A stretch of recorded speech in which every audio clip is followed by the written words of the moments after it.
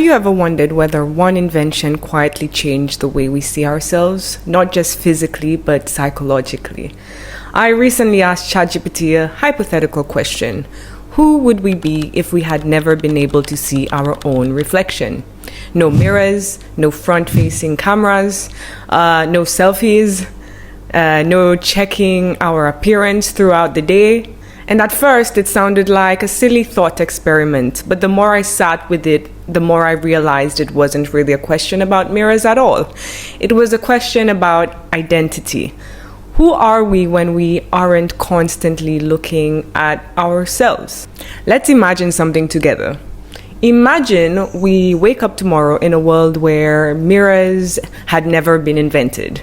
There are no bathroom mirrors, no reflective shopping windows, no selfie cameras, and no videos of ourselves. The only way we would know what we looked like is through other people.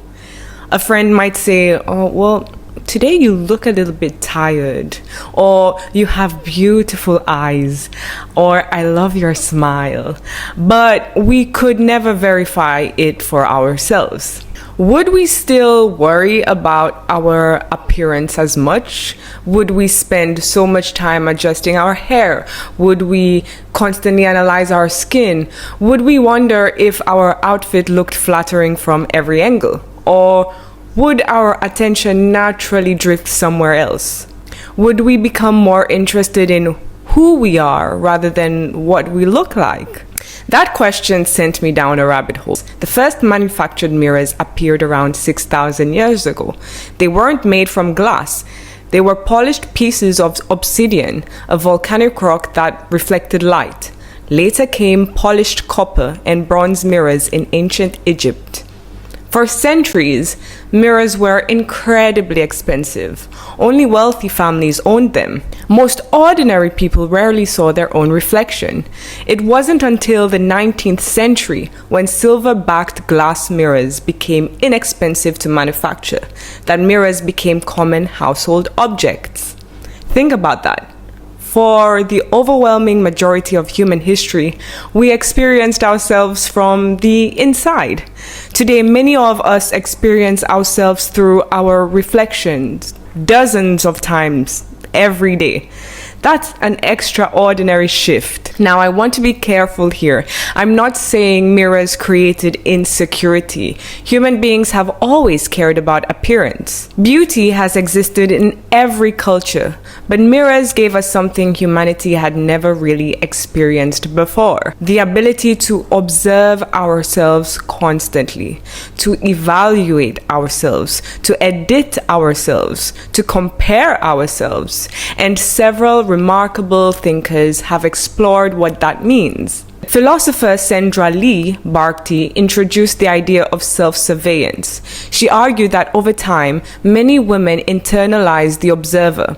We begin watching ourselves, correcting ourselves, monitoring ourselves, and even judging ourselves.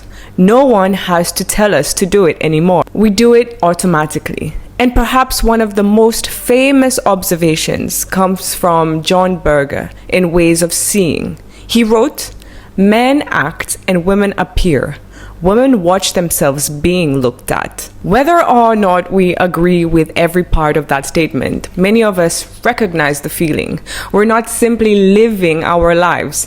Part of us is watching ourselves live them. Then came perhaps the biggest transformation of all: the smartphone. If the bathroom mirror allowed us to see ourselves for a few minutes every day, the smartphone allows us to carry a mirror in our pocket every waking hour.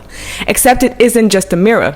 It stores our face, it edits our face, it filters our face, it compares our face, it shares our face, it measures our face through likes and comments. It's almost as if we have created a walking mirror, one that follows us everywhere, one that never really turns off. Researchers have found that frequent appearance monitoring and social comparison can contribute to body dissatisfaction, appearance anxiety, and self-objectification. Self-objectification is a fascinating concept. Instead of simply experiencing life, we begin observing ourselves experiencing life. Instead of asking, how do I feel? We begin asking, how do I look? One question brings us inward, the other keeps pulling our attention outward. This became deeply personal for me because I've been with my partner for quite a while now, and he's never asked me to wear makeup. He has never expected perfection. He's never made me feel that I have to look a certain way. Yet, I realized something recently. Even after all these years, I still struggle to completely relax. Sometimes I still feel like I need my hair to look right, my face to look fresh, or my nails to be done. And I had to stop and ask myself, who am I performing for? Because it isn't him. Why do it? Oh my fucking...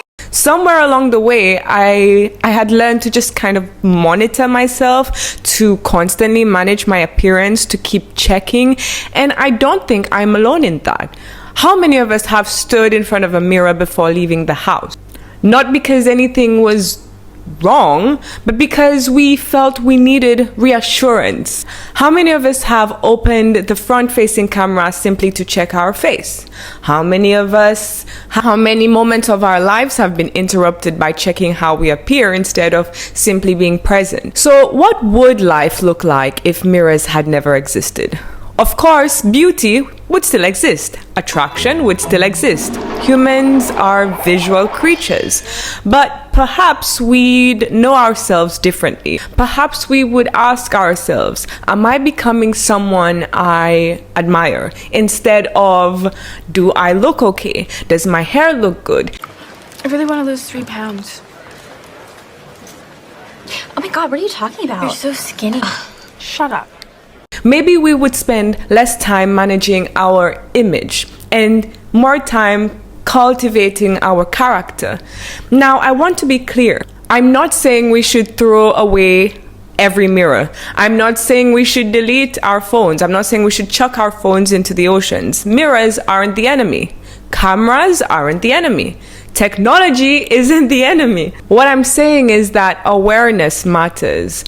When we become aware of the subtle ways our reflection can begin shaping our identity, we get back our choice. We regain a choice. We can choose whether we want to spend our energy perfecting our appearance or expending our character, our morals. Maybe we can pause before instinctively opening the selfie camera. Maybe we can ask different questions. How do I feel today? Instead of, how do I look today?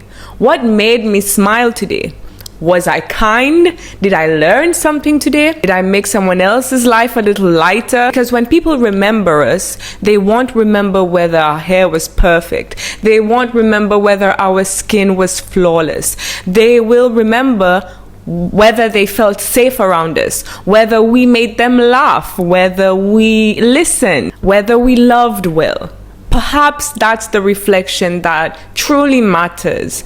Perhaps the goal isn't to stop looking in mirrors. Perhaps it's simply to remember that our reflection is one tiny part of who we are. And maybe, just maybe, if we spend as much time asking, who am I, as we do asking, how do I look? We might discover that the most beautiful part of us were never visible in the mirror to begin with.